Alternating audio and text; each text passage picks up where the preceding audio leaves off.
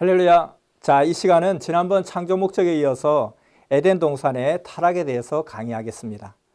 자, 이 말씀은 성경의 깊은 비밀을 알고자 성경을 2000번 읽고 21년 수도 생활을 한 선생으로부터 배운 말씀입니다. 이 시간 여러분들이 이 말씀을 잘 듣고 받아들인다면 성경을 2000번 읽으면서 21년 수도 생활을 한 그 사명자의 지혜를 얻게 되는 것입니다. 또한 뿐만 아니라 지구촌 어느 누구도 몰랐던 그 깊은 비밀의 말씀을 알게 되는 것입니다. 그러니까 여러분 기대하면서 잘 들어보시기 바랍니다. 자, 타락의 의미는 창조 목적이 깨진 것을 말합니다. 원래 하나님의 인간 창조 목적에 귀한 뜻이 있었겠죠. 근데 이 뜻이 깨진 것이 타락인 겁니다. 그러니까 이 창조 목적 이상적인 이 어떤 뜻이 떨어졌다는 거예요. 떨어져서 타락. 자, 그러면은 이 거슬러서 원뜻으로 다시 돌아가야 되겠죠. 원래 위치로 돌아가야 되겠죠. 이 돌아가는 것을 구원이라고 하는 것입니다. 자, 그래서 이 창조 목적, 타락, 구원, 이 셋은 한 틀입니다. 이 시대 신앙인들이 정말 예수님을 믿고 구원받았다. 나 예수 믿었고 구원받았다 하는데 그러면 창조 목적이 무엇인지 아느냐? 타락이 무엇인지 아느냐? 하면 그건 모른다는 거예요. 그러면 구원도 모른다 하는 것입니다. 자, 그래서 이 에덴 동산의 타락 스토리를 여러분 아마 대부분 다 알고 있습니다. 어떤 내용입니까? 하나님께서 에덴 동산을 창설하시고 그 에덴 동산에 아담과 하와를 창조하셨고 그리고 그 에덴 동산의 중앙에 생명나무와 선악나무를 두셨습니다. 그리고 그 선악나무의 과일인 그 열매인 그 선악과를 절대 따먹지 말라. 먹는 날에는 죽으리라 하고 하나님 약속을 하셨습니다. 근데 뱀이 나타났어요. 뱀이 나타나가지고 하와한테 야, 괜찮아. 따먹어도 괜찮아. 먹어. 그러니까 하와가 이걸 먹으면 안 돼. 하나님과 약속해서 죽는다 그랬어. 뭐 왜 죽어? 한번 봐. 하나님이 왜 그렇게 따먹지 말라고 한 줄 알아? 왜 그렇게 죽는다고 겁준 줄 알아? 너가 그 선악과를 따먹으면 하나님처럼 지혜롭게 될까 봐 그것을 하나님이 염려해서 그런 거야 하고 유혹을 합니다. 그래서 일단 한번 쳐다봐 하니까 쳐다보니까 진짜 먹음직도 하고 보암직도 하고 지혜롭게 할 만큼 탐스럽기도 한 거예요. 그래서 이렇게 좋은 건데 왜 먹지 말라 그랬지 하고 먹어버렸어요. 그래서 하나님이 너는 약속을 어겼으니까 약속을 깼으니까 약속대로 에덴 동산에서 추방이다 하고 쫓겨났다는 거죠. 그러고 나서 아담 이후에 우리 후손들은 고생스러운 삶을 살게 되었다 하는 것이 에덴 동산의 타락 사건입니다. 자, 이 스토리를 생각해 보면 의문이 생겨요. 첫째는 왜 선악과를 하나님 만드셨을까? 만들지 않았으면 타락도 없었을 텐데 왜 괜히 만들어가지고 우리 인간을 이렇게 타락하게 했을까? 왜 만드셨나? 두 번째는 아니 꼭 만들어야 될 우리가 뭐 알 수 없는 이유가 있다면 왜 그렇게 맛있게 만들었나? 아니 뭐 때려 죽여도 절대 안 먹을 정도로 징그럽게 만들었으면 안 먹었을 텐데 왜 이렇게 맛있게 만들었을까? 아니 그리고 또 정말 만들어야 된다면 아예 접근 금지로 만들어 놓든지 저 하늘에 매달아 놓든지 하늘의 별을 딸 수 없듯이 딸 수 없게 해놓든지 아니면 그냥 그 주변에 2만 볼트 흐르는 뭐 그냥 철조망을 해서 그냥 가면 그냥 그대로 그냥 통닭이 되게 만들어 놓든지 그랬으면 그거 따먹지 못했을 텐데 왜 그렇게 눈에 보이게 바로 앞에 만질 수 있게 그리고 먹음직도 보암직도 지혜롭게 할 만큼 탐스럽게도 만들고 왜 그렇게 했을까? 이런 의문이 생기죠. 자, 그리고 아담이 지가 따먹었는데 내가 왜 그 죗값을 받느냐 하는 거죠. 우리 남자들의 목젖이 아담스 애플이라고 그러는데 아니 아담이 지가 먹다가 목에 걸린 게 왜 내가 여기 걸려 있냐는 거예요. 그것도 의문이고요. 그리고 그게 무슨 과일인지 몰라도 또 어떤 것인지 몰라도 그거 하나 따먹었다고 그렇게까지 뭐 그렇게 죽을 쨘가? 그렇게까지 너무 그렇게 큰 벌을 받아야 되나? 이런 생각도 들고요. 도대체 선악과가 뭔가? 그럼 선악과 지금 도대체 지금 이 시대도 있느냐 하는 거죠. 그때만 있고 지금 여기는 없다?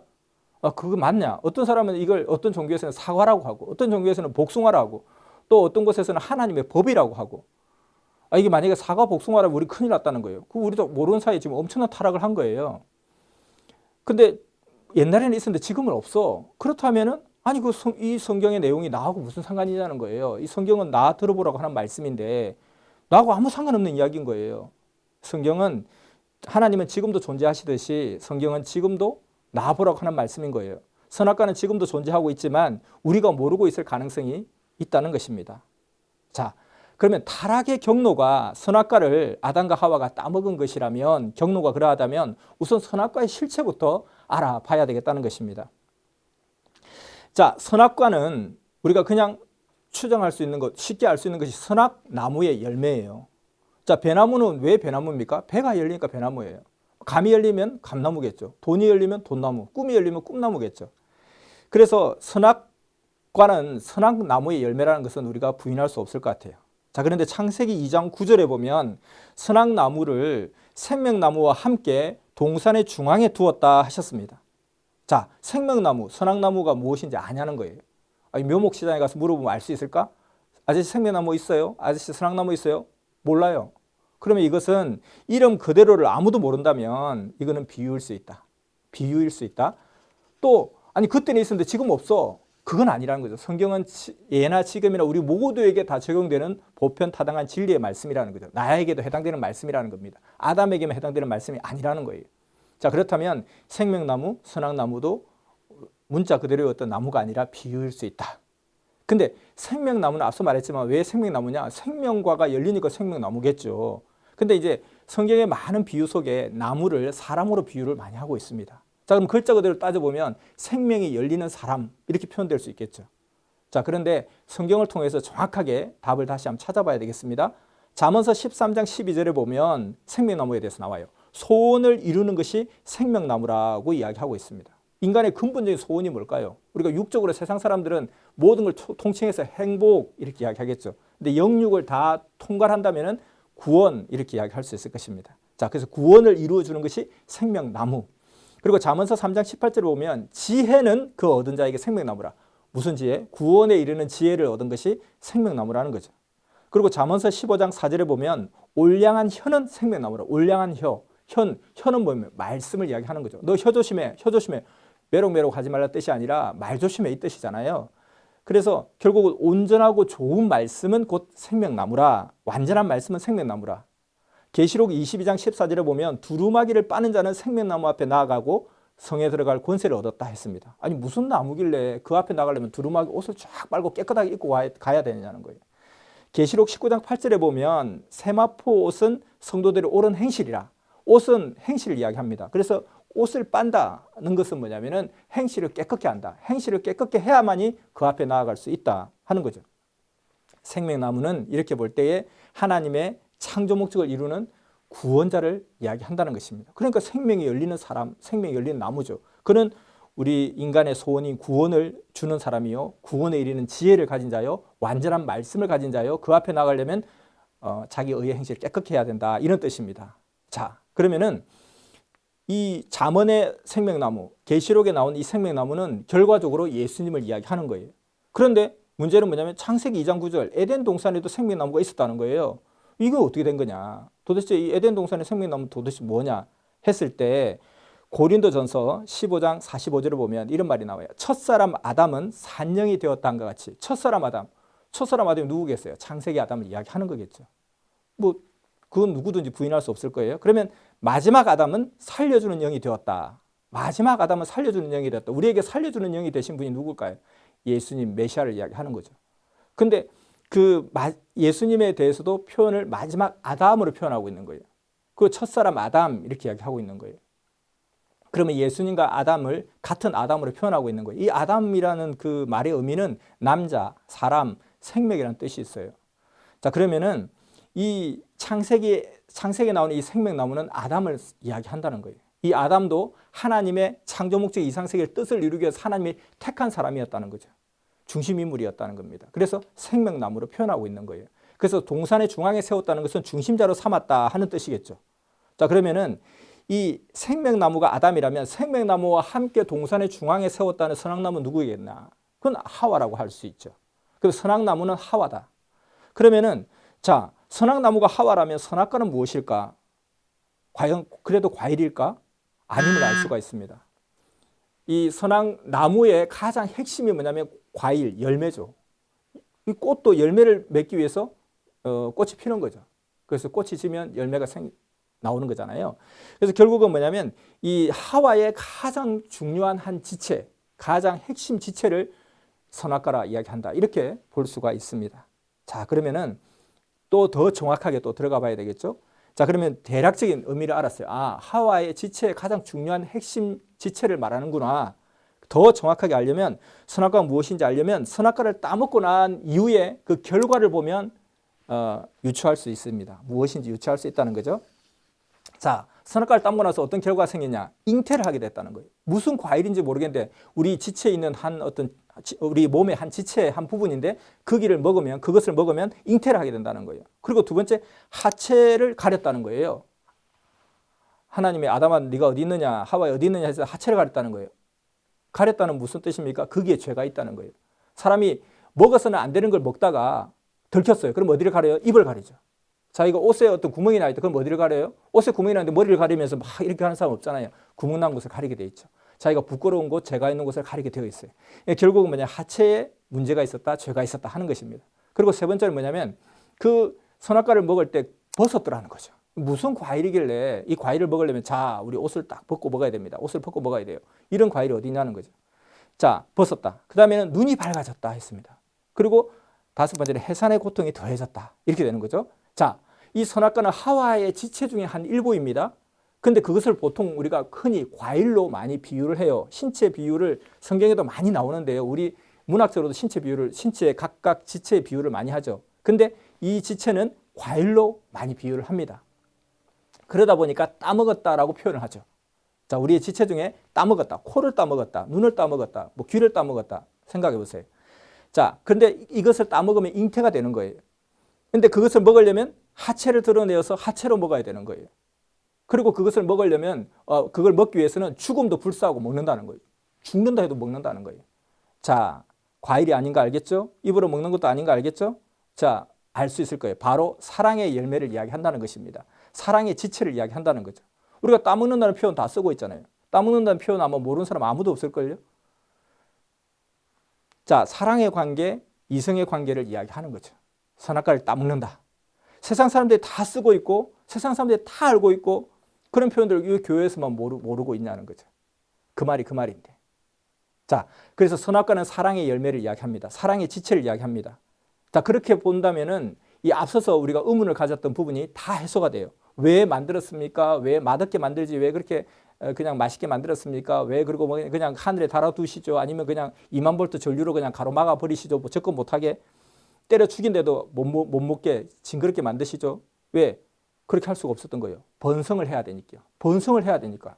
하나님의 창조 목적의 축복의 과정이 생육하라, 번성하라, 만물 주관하라. 그러면 번성을 하기 위해서는 뭐가 해야 돼요? 이것을 갖다가 그냥 막 때려 죽여도 나는 못 먹습니다. 징그럽습니다. 아니 때려 죽여도 내가 하늘에 매달려 있어서 별을 못 따듯이 딸 수가 없어요. 만질 수가 없어요. 그러면 안 되는 거잖아요. 다 설명이 되는 거죠. 자, 그리고 또한 이 타락은 이 선악과를 따먹어서가 타락의 근본이 아니라는 겁니다.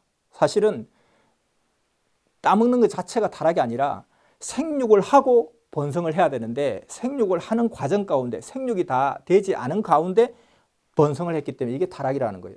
자, 옷을 빨았어요. 빨았으면 깨끗하게 마르고 나면 완전하게 마르고 나면 입어야 돼요. 근데 마르기도 전에 입었어요. 그러니까 그냥 꿉꿉하고 신냄새 풀풀 나고 막 그러는 거예요. 이게 타락인 거죠. 과일 나무를 심었으면 농사를 지었으면 그것을 완전히 익었을 때 따야 이게 이제 보람을 느끼는 거잖아요. 근데 그 열심히 농사 지어놓고 익지도 않는데 따서 그걸 팔지도 못해요. 먹지도 못해요. 이게 타락이라는 거예요. 순서가 바뀌면 타락입니다. 생육하고 번성하면 축복인데 생육도 하기 전에 타락하면 생육도 하기 전에 번성하면 이게 타락이라는 거예요. 자, 어떤 사람이 속옷을 입고 바지를 입었어요. 팬티 입고 바지 입었어요. 근데 이 사람은 순서를 바꿨어요. 바지 위에다가 팬티를 입었어요. 그 미친놈이 되는 거죠. 자기는 억울한 거예요. 나도 임마 팬티 입고 바지 입었다. 너도 팬티 입고 바지 입었는데 뭐가 문제냐. 근데 너 순서가 바뀌었잖아. 바지 위에 팬티 입으면 네가 뭐 슈퍼맨도 아니고 그게 잘못됐지 않았느냐라고 하는 거죠.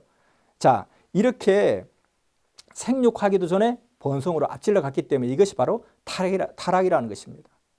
자, 이렇게 아담과 하와가 하나님과 약속을 어기고 선악과를 따먹고 타락하게끔 유혹한 존재가 있었으니 바로 뱀이죠. 이 뱀의 정체는 무엇일까? 뱀이 말로 막 하와를 꼬시잖아요. 말로 막 하와하고 대화를 해요. 근데 옛날에는 원래 뱀이 말을 할 줄 알았는데 이 하와를 타락시킴으로 해서 벌을 받아서 이제 말을 못한대. 그런 게 어디 있어요. 법칙은 다 동일한데. 다 법칙은 동일한 거예요. 말을 못해요. 뱀이 무슨 말을 하면 그게 이상하지 않아요? 그래서 이 뱀의 정체도 성경을 통해서 보면 정확하게 알 수 있습니다. 근데 이게 희한하게도 기성의 교회에서 이 뱀은 사탄이라고 많이 이야기를 하고 있어요. 근데 나머지는 다 문자 그대로 믿으면서 뱀은 또 비유를 해요. 사탄이래요. 근데 이거는 구분적으로 알고 있는 것 같아요. 자, 성경을 보면 계시록 12장 9절, 계시록 20장 2절에 보면 이 사탄을 잡았는데 보니까 옛 뱀이고 마귀요 사탄이더라.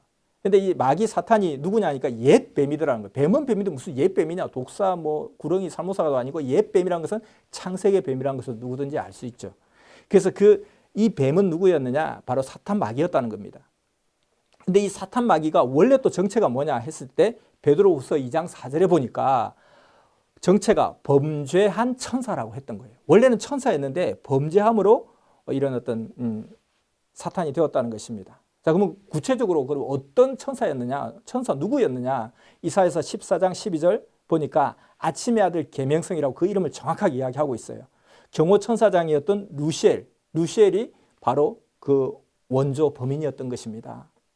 이 루시엘이 어떻게 하다가 이렇게 됐냐 하고 보니까 에스겔서 28장 11절에서 19절 말씀에 군데군데 보면 너가 지원받은 날로부터 너의 모든 길이 완전하더니 너에게서 불의가 드러났도다. 완전한 줄 알았는데 이놈이 가다가 불의가 드러난 거예요. 그래서 만민들이 보고 놀라며 공포의 대상이 되었다라고 이야기하고 있습니다. 그러면 어떤 범죄, 어떤 불의를 행했을까? 유다서 1장 6절에서 7절 보면 자기 지위를 지키지 아니하고 자기 처소를 떠났다고 되어 있어요. 그래서 소돔과 고모라처럼 간음을 행했다. 이것이 구체적인 범죄 사실이었습니다. 자, 온전하다고 했던 천사가 왜 이렇게 불의하게 되었으며 하와를 타락시키게 되었는가? 창조 목적에서 이야기했던 것처럼 하늘나라의 천국의 영들은 하나님 앞에 모두 한 식구, 한 혈통 같은 그런 관계였습니다. 그래서 하나님은 상대적인 사랑에 만족을 할 수가 없었던 거예요. 그래서 하나님은 상대로부터 오는 사랑의 영광을 받고자 그렇게 만족하고자 천국의 상대 세계인 지구 세상을 창조하시려고 했던 거예요. 그리고 그 지구 세상에 인간을 창조하여 하나님의 영원한 사랑의 상대체로 삼고자 인간을 창조하겠다라고 계획을 하신 거예요. 근데 그 천사장 중에 루시엘은 이 지구와 인간 창조를 반대한 거예요. 안 됩니다, 하나님. 그렇게 하지 마소서. 제발 그렇게 하지 마소서. 그렇게 하시면 안 됩니다. 왜? 그러면 우리의 사랑이 다 뺏길 것 같아요. 그럼 우리는 찬밥이 될 것 같아요. 그 사랑의 소외감, 사랑의 서운함으로 우리가 잘할 테니까 우리를 상대로 삼아주세요. 우리가 잘할게요. 더 잘할게요. 이렇게 하면서 가로막았다는 것입니다. 자, 첫째 아이가 태어나서 막 사랑을 온몸으로 받다가 둘째 아이가 태어났어요. 이제 사랑이 다 둘째 아이로 다 간 거예요. 동생에게 간 거예요. 그러니까 막 서운한 거죠. 소외감을 느끼는 거죠. 그래서 그냥 엄마 안 볼 때 그냥 동생의 배를 팔로 팍 밟아버리고 막 이렇게 하기도 하죠. 이것처럼 사랑의 소외감, 감수성을 느끼게 된 거죠. 그들은 천사로서 충분히 그 사랑을 받고 있음에도 불구하고 그게 만족하지 못하고 하나님께 대적함으로, 반대함으로 인해서 지상으로 쫓겨나게 되었다는 것입니다. 그러고 나서 이제 그 이후에도 하나님이 인간을 창조하시자 그 루시엘은 회개치 않고 하나님을 사랑하며 말씀을 순종하며 사는 그 하와를 질투해서 이제는 이들에게 안 되겠다. 하나님과의 관계를 갖다 틀어지게 해야 되겠다. 하나님께 미움받는 자가 되게 해야 되겠다 하고 죄를 짓게 해서 하나님과 멀어지게 하려고 계획을 했던 거예요. 그래서 하나님이 제일 노발대발 하실 만한 일이 무엇일까라고 생각해 보니까 창조 목적을 깨트리는 거죠. 그 창조 목적을 깨뜨려야 되겠다. 하나님과의 사랑을 깨어버려야 되겠다. 하나님에 대한 그 믿음을 깨어버려야 되겠다.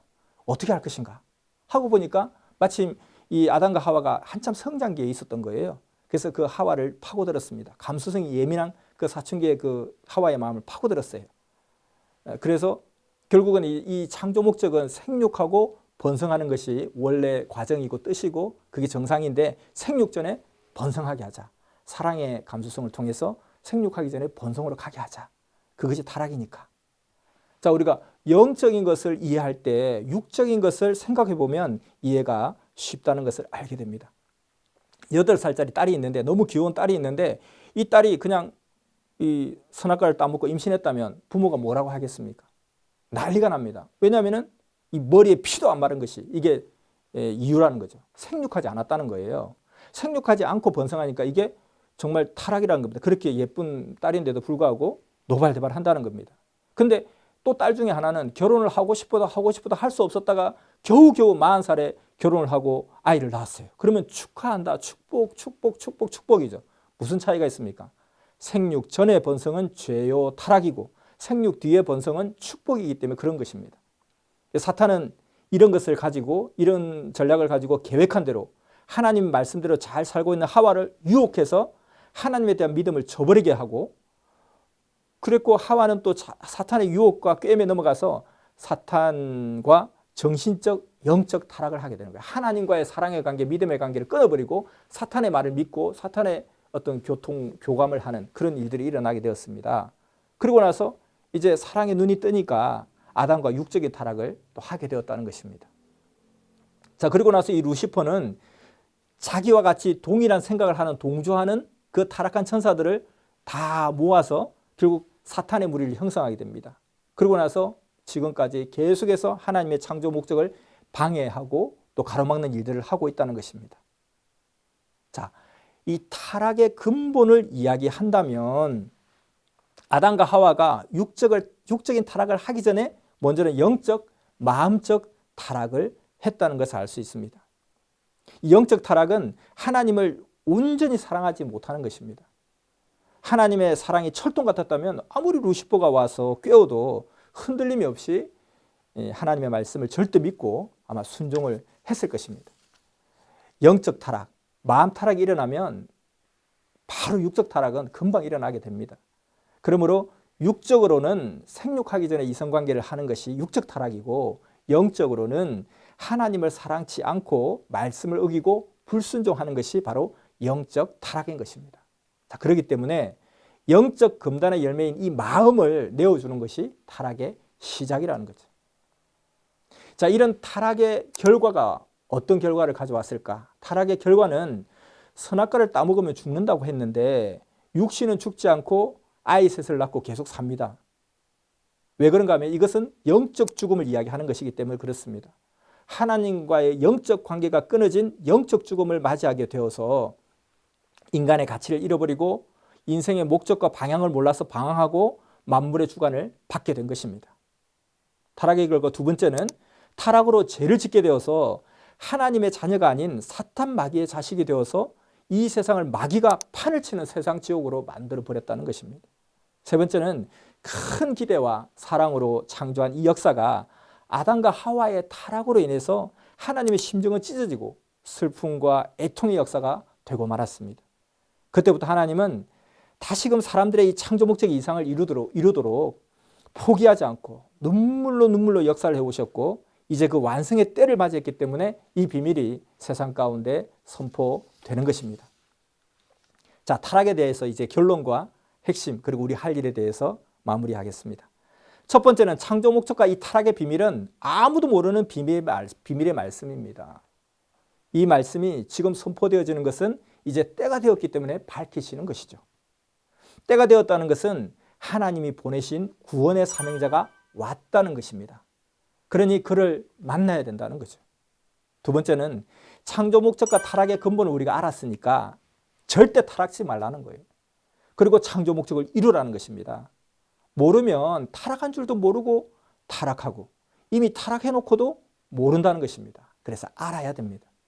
세 번째, 그럼 확실히 제대로 알기 위해서는 삼위가 보내신 구원의 사명자가 외치는 말씀을 듣고 따라야 된다는 것입니다. 자, 오늘 세상 누구도 모르는 이 창조 목적과 그 목적이 깨진 타락의 비밀에 대해서 들었습니다. 창조 목적을 깬 것이 타락이고 그 타락된 세계에서 창조 목적을 찾아서 다시 올라가는 이 역사가 구원의 역사입니다. 지금 이렇게 창조 목적과 타락의 비밀이 지금 밝혀지는 것은 이제 그 뜻을 이룰 때가 되었기 때문입니다. 실의 사명자를 통해서 비밀의 말씀을 그래서 전해주시는 것입니다. 자, 그러면 우리는 이 비밀을 알았으니 타락지 말고 온전히 창조 목적을 이루는 삶을 제대로 살아야 되겠습니다. 이것으로 마치겠습니다.